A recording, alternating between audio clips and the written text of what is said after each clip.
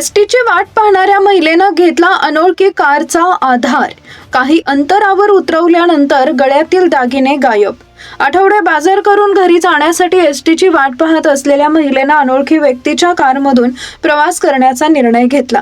मात्र काही अंतरावर कारमधून उतरल्यानंतर त्यांच्या गळ्यातील दागिने गायब असल्याचं लक्षात आल्यानं परिसरात खळबळ उडाली आहे.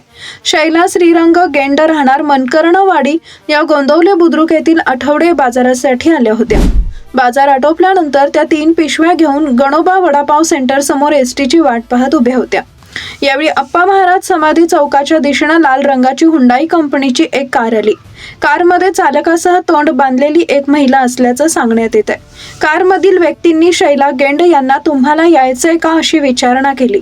घरी जाण्याच्या घाईत त्यांनी होकार दिल्यानंतर त्या कारमध्ये बसल्या. विशेष म्हणजे कारची मागील सीट रिकामी असतानाही त्यांना पुढील सीटवर बसवण्यात आले. प्रवासादरम्यान कारमधील महिलेनं त्यांना नीट बसण्याच्या सूचना केल्या. तसेच अलीकडे सरकवताना त्यांच्या गळ्याला हात लावल्याचंही शैला गेंड यांनी सांगितलंय. काही अंतर गेल्यानंतर कार नादुरुस्त झाल्याचं कारण सांगत शैला गेंड यांना गाडीतून उतरवण्यात आले. त्यानंतर कार मसवडच्या दिशेनं निघून गेली. पुढे गोंदवले खुर्दच्या दिशेनं पायी जात असताना त्यांच्या गळ्यातील दागिने नसल्याचं त्यांच्या लक्षात आले.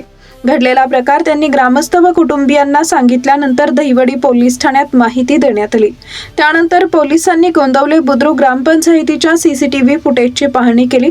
या घटनेशी संबंधित हालचाली सीसीटीव्ही मध्ये कैद झाल्याचं समोर आलंय.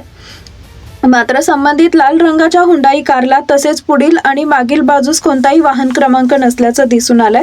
त्यामुळे या घटनेमागे नेमकं कोण आहे याचा शोध घेण्याचं आव्हान पोलिसांसमोर आहे.